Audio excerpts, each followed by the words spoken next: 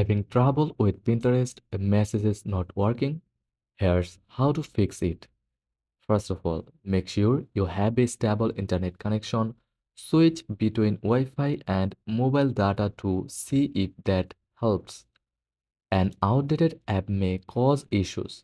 Head to the App Store or Google Play, check for updates, and install the latest version. Try clearing the app cache. Go to your device settings, find Pinterest and tap Clear Cache or tap Pinterest app, hold and select App Info, then tap Clear Cache, then restart the app. Sometimes the issue is on Pinterest's end. Check online for any reported outages. If it's down, you may need to wait. If all else fails, uninstall and reinstall the Pinterest app.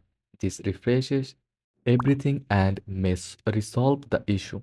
And that's it. Try these steps and your Pinterest messages should be back to normal. Don't forget to like and subscribe for more tech fixes. Thanks for watching.